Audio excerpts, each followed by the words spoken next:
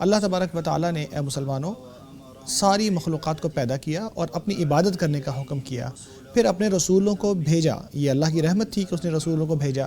پھر ہر رسول کے ساتھ اللہ تبارک و تعالیٰ نے ایک کتاب بھی نازل کی تاکہ لوگوں کے اوپر حجت قائم ہو جائے اور بیان واضح ہو جائے۔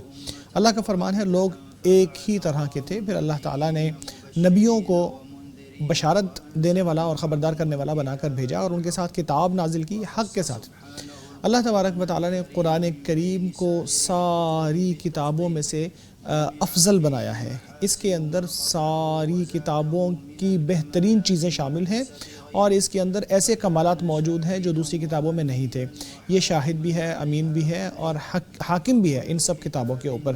اس کتاب کی گواہی دی گئی ہے سچائی کی، وہ اللہ تبارک و تعالیٰ کا قرآن ہے۔ اللہ کا فرمان ہے یہ قرآن جو ہم نے آپ کی طرف نازل کیا ہے، اس سے پہلے جو کتابیں نازل کی گئی تھی وہ اللہ تبارک و تعالیٰ کی طرف سے نازل کی گئی تھی اور یہ قرآن ان کے اوپر غالب آنے والا ہے۔ یہ اللہ تبارک و تعالیٰ کی طرف سے نازل کرنے والا بہترین کلام ہے۔ اللہ کا فرمان ہے اللہ نے بہترین کلام نازل کیا ہے جو کہ قرآن کریم ہے۔ اللہ تبارک و تعالیٰ نے نبی اکرم صلی اللہ علیہ وسلم پر احسان فرمایا کہ ہم نے آپ کے اوپر نازل کیا ہے۔ فرمایا ہم نے سبع المثانی آپ کو دیے ہیں اور قرآن العظیم بھی عطا فرمایا ہے۔ یہ شرف ہے نبی پاک صلی اللہ علیہ وسلم کا کہ آپ کے اوپر نازل کیا گیا۔ فرمایا یہ آپ کے لیے بھی یاد دہانی ہے، آپ کے قوم کے لیے بھی۔ شیخ الاسلام رحمۃ اللہ بیان کرتے ہیں وہ عظیم ترین نعمت جو اللہ تبارک و تعالیٰ نے نبی اکرم صلی اللہ علیہ وسلم کو عطا فرمائی تھی وہ یہ ہے کہ ان پر قرآن کریم نازل ہوا تھا۔ یہ اس شخص کے لیے بھی عزت کا باعث ہے جو اس کو پڑھے اور جو اس پر عمل کرے، اس امت میں سے ہو۔ اللہ کا فرمان ہے ہم نے آپ کے اوپر وہ کلام نازل کیا ہے جس میں آپ کا اپنا ہی ذکر ہے کہ آپ سمجھتے نہیں ہو۔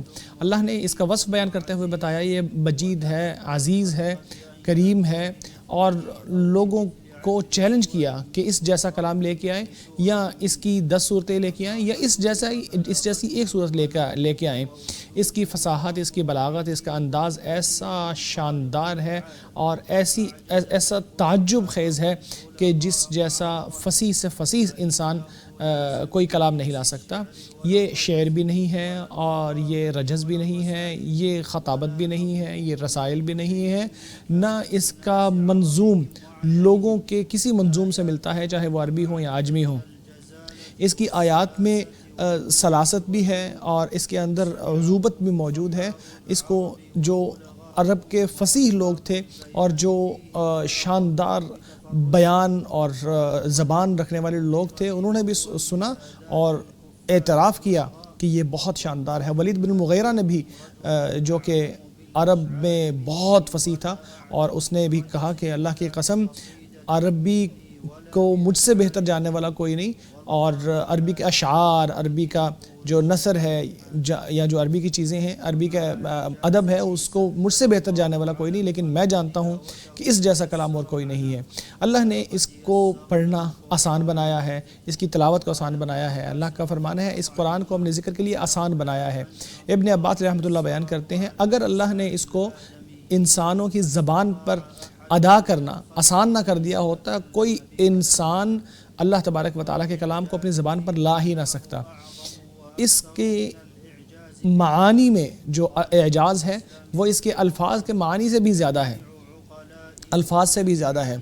اہل علم کہتے ہیں کہ سارے سمجھدار لوگ، دنیا کے سارے سمجھدار لوگ قرآن کریم کے معانی لانے سے قاصر ہیں، جس طرح عرب لوگ اس طرح کی عربی جملے یا عربی کلام لانے سے عاجز ہیں۔ اس کے اندر مختلف قسم کی چیزیں جو آئی ہیں، اس میں اخبار بھی ہیں، اس میں مواعظ بھی ہیں، اس میں دنیا اور آخرت میں سعادت کے ذرائع اور کنجیاں بھی ہیں۔ اللہ تعالیٰ کا فرمان ہے یہ ہدایت کا راستہ ہے۔ اس کی آیات محکم ہیں، اس کے الفاظ واضح ہیں اور اس کے احکام تفصیلی ہیں۔ ایک آیت جو قرآن کریم میں ہوتی ہے وہ بیان کرتی ہے کہ انسان اور جن کو پیدا کرنے کا مقصد کیا ہے۔ میں نے انسانوں اور جنوں کو اسی لیے پیدا کیا کہ وہ میری عبادت کریں۔ ایک آیت کا ایک حصہ دین کی بنیاد بیان کر دیتا ہے، اللہ کی عبادت کرو، اس کے ساتھ کسی کو شرک نہ کرو۔